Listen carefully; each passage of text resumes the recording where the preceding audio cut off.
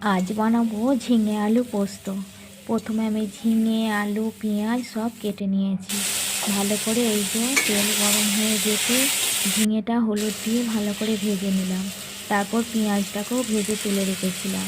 আলুগুলো ডুমো ডুমো করে কেটে হলুদ নুন দিয়ে আলুটাকেও ভালো করেই ভেজে নিয়েছি যাতে সিদ্ধ হয়ে যায়।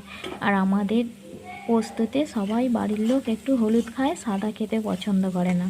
তার জন্য এই যে একটু লঙ্কা গুঁড়ো দিয়ে দিলাম, দিয়ে আবার ভালো করে নাড়াচাড়া করে নিতে হবে যতক্ষণে না মশলাটা একটু কষিয়ে যায়। এরপর হালকা জল দিয়ে ভালো করে সেদ্ধ করে নেব আলুটা সিদ্ধ হয়ে গেছে।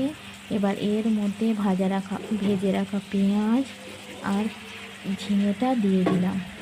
দিয়ে আবার নাড়াচাড়া করতে লাগবো, কারণ একটু ঝাল খেতে পছন্দ করে, তার জন্য একটু লঙ্কার গুঁড়ো দেবো। কাঁচা লঙ্কাটা ছিল না তাই দেয়া হয়নি। এবার পোস্তটা আগে থাকতে জলে ভিজিয়ে রেখে বেটে রেখেছিলাম। এই যে পোস্তটা এবার দিয়ে দিলাম। একটু হলুদ লঙ্কা গুঁড়ো দিলে পোস্তর কালারটা খুব সুন্দর আসে, কারণ পোস্ত আমরা সবাই কম বেশি সবাই খেতে ভালোবাসি। পোস্ত আর ডাল হলে আর কেউ কিছুই চায় না।